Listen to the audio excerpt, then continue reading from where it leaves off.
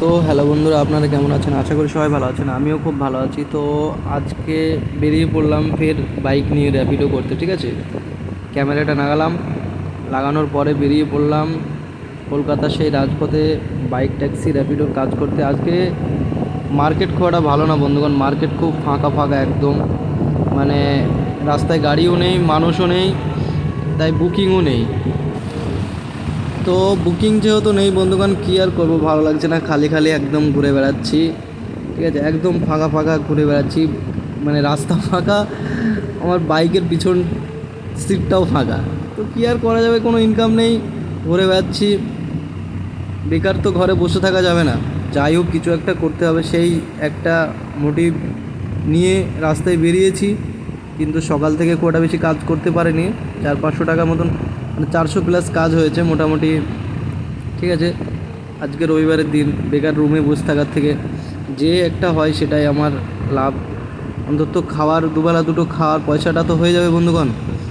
কেননা এই যে সময়, মানে হোটেলে খাবারের দামও প্রচুর বেশি গ্যাসের কারণে, ঠিক আছে। সাধারণ মানুষ আমরা যেসব কর্মিক মানুষ দিন আনি দিন খাই, সেসব মানুষগুলোর অসুবিধা, কোনো নেতার কোনো বড়ো লোকের কোনো অসুবিধা হচ্ছে না।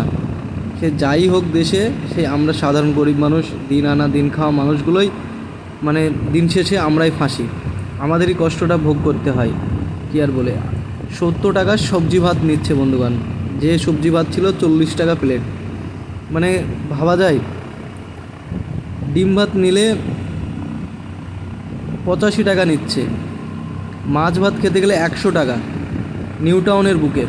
তাহলে কি করব বন্ধুরা, দুবেলা দুটো খেতে গেলে 200 টাকার উপরে মানে বিল হবে। সেই জন্যে রুমে আর কি করে থাকি, তাই বেরিয়ে পড়লাম। যা হয়, দুবেলা দুটো খাওয়ার পয়সাটা তো হবে। তো কি আর বলি, বলার কিছু নেই। এই যে এত পরিস্থিতি খারাপ, তার ফল কারা পাচ্ছে? আমরা সাধারণ গরিব মানুষরাই পাচ্ছি। আমরা দিন আনি দিন খাই, আমাদের সংসার চলে। আমরা যেদিন কাজে বেরোই সেদিন ইনকাম আসে, নাহলে কোনো ইনকাম নেই। তাই ঘরে বসে থেকে কোনো লাভ নেই। কী আর বলি, মনটা ভালো নেই বন্ধুগণ। কেননা এইভাবে আর কতদিন চলবে? পেট্রোল সব জায়গায় পাওয়া যাচ্ছে না, যেখানে পাচ্ছি সেখানে দিনের বেলায় ভালোই ভিড় আছে, সন্ধ্যাবেলায় ভালোই ভিড়, পেট্রোল ভরাতে গেলে লাইনে দাঁড়াতে হচ্ছে। এইভাবে কতদিন চলবে? আর আমরা আর কতদিন এইভাবে ভোগ করবো? সাধারণ মানুষ কত ভোগান্তি থাকবে এইভাবে? চিরকালই কিছু না কিছু হোক, লাইনে কে দাঁড়াবে? সাধারণ মানুষ দাঁড়াবে। গ্যাসের জন্য লাইনে মানুষ দাঁড়াবে সাধারণ।